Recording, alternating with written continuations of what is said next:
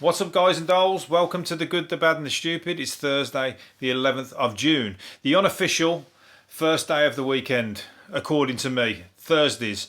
You can get drunk tonight and do very little at work tomorrow. And you can also shag one of your neighbours tonight.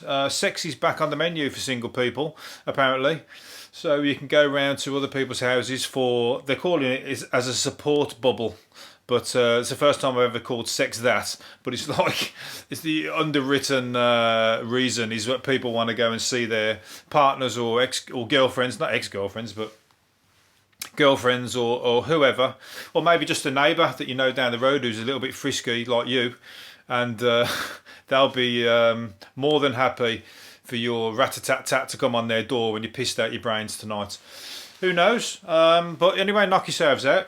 But just make sure, don't forget, don't listen to me. It isn't really the first day of the weekend. You are meant to go to work tomorrow. Work from home, you know, tell them that you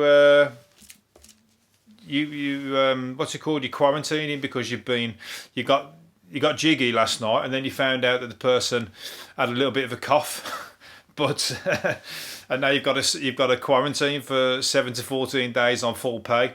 Thank you very much. And as the person has got the cough, and I've now potentially got the same thing as them, we still might as well carry on shagging. Well, you know, I'm being rude this episode, so I bet people are going to stick around and not turn me off because you're, you know, people are highly strung in England at the moment. I don't know what country you're listening from, but people are very, very, they're at the end of their tether. So they've had to bring in a new rule to allow the people to, you know, carnal instincts or whatever, get it off their chests. Literally, get it off the chests, the blokes anyway. Anyway, let's move on to, and the UK is going to be the hardest hit economy, so we've got fucking months of suffering to come. Apparently the economy is going to be the hardest hit of all the developed countries. How the fuck did that happen? We're the smallest and we're going to be the hardest hit. So we got months of financial misery to come. So all we got to, you know, to float our boat is sex, which is free. Well, depending on where you're getting it. Because you ain't going to have, and they're telling you to go out shopping to boost the economy, get out shopping. But you're telling us that we're going to be on hard times. So if that's the time to not go out shopping, maybe you're going to have to do what I said and go check out what you want, go to the shops, check out what you want, find out what it's called, and then check it online. 100% you'll get it cheaper. I've just told a guy, he just said, oh, my car company, the car company's fucking screwing me over. They've just told me, I've took my car in for a check-up on the air conditioning and they want 375 quid for the part. I said, just fucking buy it online. What part is it? Go and check it online. And he bought one for 100 quid. So there you go, saved him 270 quid. So he owes me. He owes me a fucking drink, that's for sure. But that's what you can do. You know, there's always the... you can always find it online cheaper. Anyway, what was I going to say? There's a rap star in London called Wretch32 has put a video out online of his father. This is bad. I don't know, when did this happen? Regardless, it's fucking bad timing for this video to come out because his father, they went into the house and tasered his 62-year-old father. And his father, I mean, I brought it out because his dad looks about the most unthreatening person you could fucking imagine. He doesn't look at all dangerous or offensive or, you know, like your life is going to be threatened as a police officer. But they fucking shot him with the taser and it went flying down the stairs. So, and I haven't read the full story as to why they were going there, but they were looking for drugs anyway. But he said he's lucky to be alive. It doesn't look like he's got anything to do with drugs either. He looks like a nice guy, law-abiding guy, and he's just fucking felt the wrath as if he's a fucking hardcore drug dealer, you know, and like sent flying down the stairs practically to almost to a broken neck. He said he's lucky to be alive. So anyway, so you know, that is not fucking good news. The racism thing is like long overdue anyway, and people are literally you know, getting involved on a mass fucking level, aren't they? Statues are coming down left, right and centre. Statues of people want other statues removed, and they're talking about who they could put up in their place. Like they've took down that guy, Coulsdon, I think, the Bristol guy, the other day, and who they should put up in his place. Somebody like Del Boy. Well, that'd be a good one. I thought a good statue of Del Boy up in London. It'd have to be. Who could go up in Bristol? Banksy maybe, but then he'd have to be invisible because nobody knows who he is. It could just be a hidden, a modern one, something like a bit funky. Get Banksy to fucking create one. That'd be a good idea. Get him to come up with an idea of a statue. He'd come up with a brilliant one. But he's probably already thinking about it now. I bet you. Actually, here we go. Mark my words. That fucking in the middle of the night, while the plinth's empty, Banksy will put a statue on there. I'm telling you now, I want fucking money on it. In fact, I'm going to go to the bookies and put some money on that because I reckon it will happen. It might just be like it won't be staying there, but it will put something there that will be there temporarily because someone will have to take it away because Banksy's stuff. If it's a Banksy and it can be if it's movable, thieves will be having it away because it's money. That's bank right there. Anyway, and another thing, the race is the Gone with the Wind is like being taken off HBO until they can put something alongside it that explains or gives some advice about explains about the film of its time. But I didn't know. I mean, this thing could go on and on and on. At the end of the day, it's a film and it's got history. And it is history. Yeah, okay, people should know about it and stuff, the reasons behind it, but people should be intelligent enough to find this stuff out for themselves and they learn and, it's history at the end of the day, so I'm not too sure about fucking pulling it or banning it or anything like that, but at the same time, what I didn't like, which I heard, was that the black lady who's in it won an Oscar. And she had to sit in a different part of the Oscar ceremony because she was black. She had to sit at the back of the ceremony because she couldn't sit with all the white people. And she won an Oscar. So that's fucking. Did she win? Yeah, she won an Oscar. So that is like fucking. That's horrendous. So maybe that's something that people should know about. Be Gone with the Wind, because I didn't. But then we all learn. So, these kind of situations that we're all in is a good chance to learn a bit more about how people have suffered and stuff in the past. I mean, that is just fucking wrong on all levels, and that is minor. I mean, she won an Oscar. She was an actress. She had many you could consider the good side of things, but at the same time she was still discriminated and probably had a hard time of just as much as anybody else, even though you were you're on a different level. But anyway, what was I going to say? And all the comedies that have been taken down. I mean, it's getting ridiculous now with the comedies because they're taking them down off all the streaming services. Everyone's trying to make a point and make a statement by removing something and show that they're doing something. But half the time, the comedies that they're taking down have not been offensive to black people. They're not been racist. Especially the League of Gentlemen, League of Gentlemen, and what's he called, the Mighty Boosh. They've got people who have got a black face. One guy in the League of Gentlemen has got a black face. But it's a character. It's not meant to be a black person. It's meant to be like an evil spirit type fucking ghost.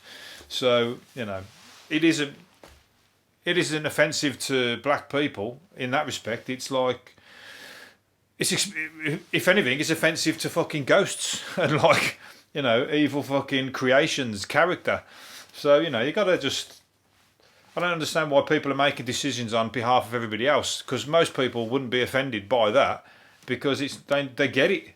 But you're trying to fucking, mollycoddle people. So I don't get it. I mean, comedy's there to be watched or not watched. I think people can choose themselves. Oh, no, I'm not watching that because I don't like that. That's where the line should be drawn. You can't just erase fucking history completely and all things that have been made. It's just it's just getting ridiculous. We'll have nothing left. How far are you going to go? You're going to fucking ban anything to do with gay jokes from before gays had more liberty and whatever else. You're going to ban anything fucking sexual. Are you going to ban anything like whatever. You can go fucking, the violence and everything, misogyny and all that kind of stuff. That's in loads of fucking films. You can go back and you could find fault with millions of films, but you can't just pull them all. We'll have nothing to watch. And then what we will have to watch is a load of bland, fucking colourless, non-offensive, boring fucking shit films. So people are more intelligent than you fucking think, and people can make their own minds up.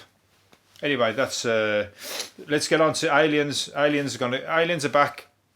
Aliens. The British scientists have detected a strange repeating signal from deep space.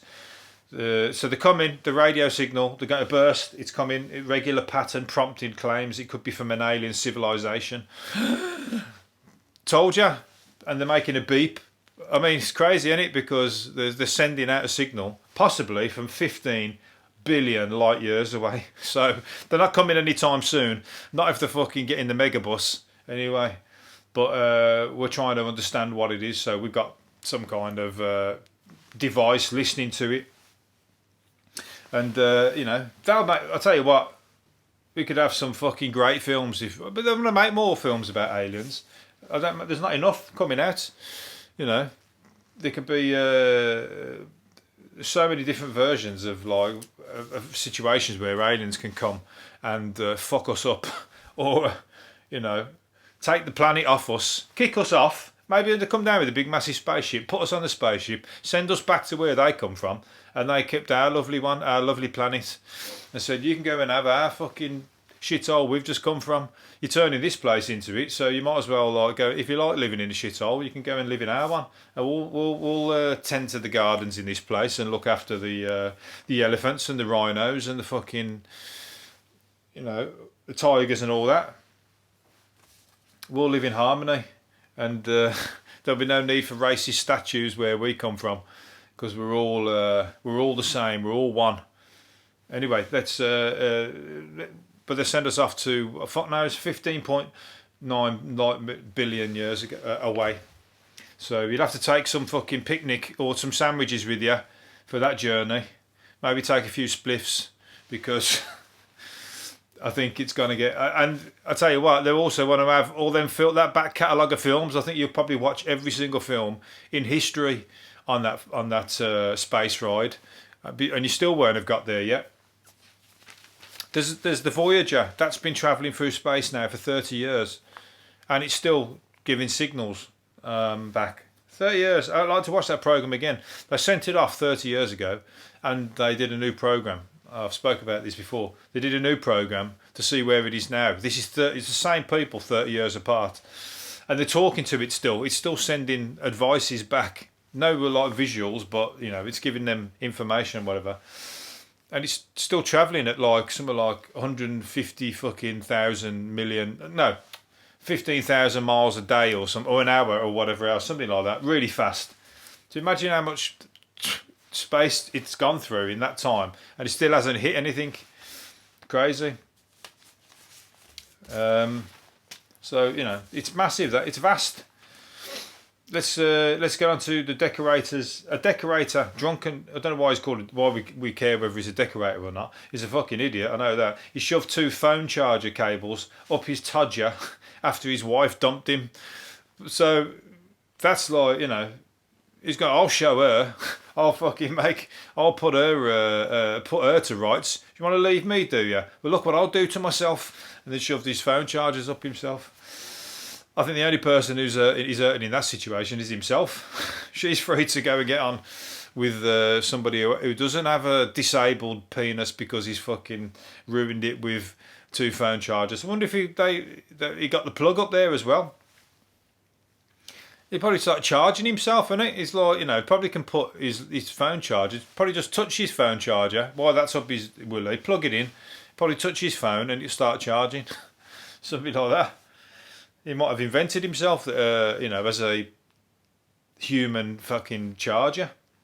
But it's not something I would ever participate in for pleasure or for pain, or that's, some people like pleasure and pain, but that's going beyond the fucking pale.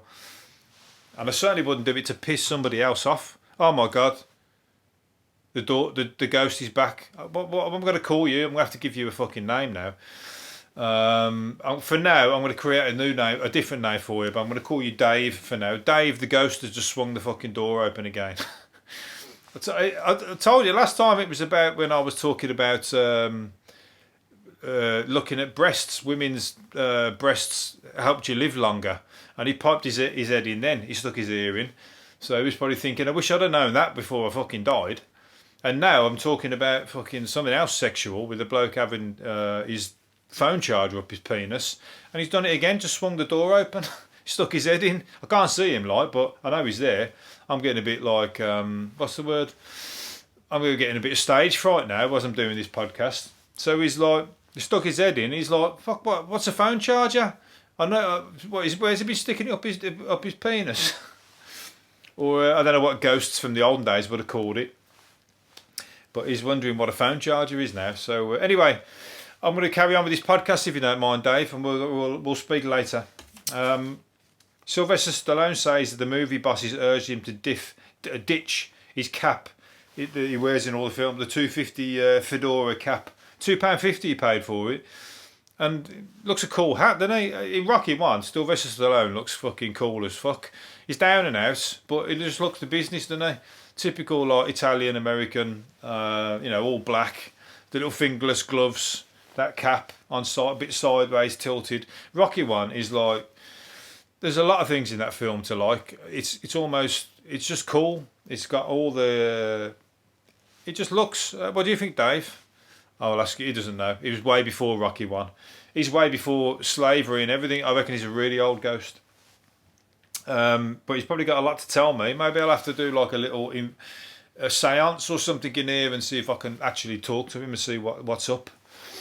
But he's interested in this podcast anyway. But yeah, Rocky 1 is just like, it's just cool. All the, it's pretty grim, the scenery and everything like. But all the cars, the 70s was the best era to watch on film.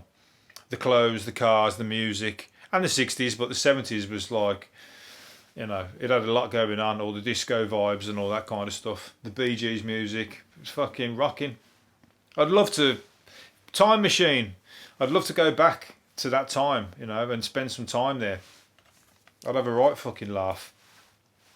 That's before, all this fucking, before the snowflake fucking generation anyway. And before, when things were, it was all about the party, when people just fucking partied, even people with no money, it doesn't matter, they just fucking get to the disco, that's all it's about, the disco on a Saturday night. It's fucking all about that. Anyway, Charles Branson, famous English convict. He's been in prison now for about 30 years. He only went in for fucking a small crime. Well, it was a violent crime, but he didn't get. I don't even know how long he got, but it weren't a lot. And he's been refused parole 6 times. He's been here 30 years, and now he wants his next parole. He's won a court case to get his next parole hearing done publicly, so everybody can watch it. So then he can't get fucked over as much because, it's behind closed doors. They can say what they like and do what they like and just send him back. But he should be out years ago. It's ridiculous that he's out. With some of the fucking murderers and criminals and violent criminals that get released, serial killers, they've all come out before him. He can't possibly be dangerous, that dangerous that you refuse him parole all this time. Even if he is, he should be released to at least commit another crime and go back in based on those that particular crime, not because you're keeping him in endlessly. But he just tells them all to fuck off, doesn't he? He just says, "Fuck you! I don't give a fuck. This is I'll do what I want." But he's obviously got a trigger, and they keep pushing it, and he just fucking does something, and then what's he do? He covers himself in butter. A couple of times he's stripped naked, covered himself in butter, and invited the guards in, and the guards can't grab him, and then he just beats them all up because they can't grab him because they're slipping off the butter. So I think they've got a bee in the bonnet about that. Hopefully he gets out, because it'd be good to see him out. He'd be fucking making a mince. He'd be on all the shows. He'd be on all the TV. There's a great film about him as well, with Tom Hardy in. So check it out. Right, last one. A will left by Uncle Albert in Only Fools and Horses is set to go on sale.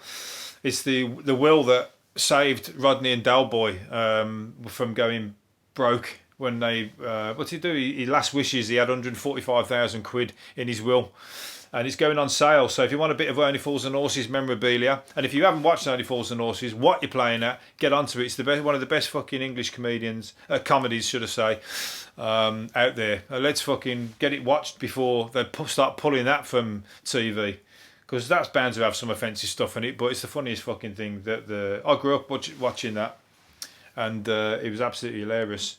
In fact, I might even watch one tonight, go reminiscing.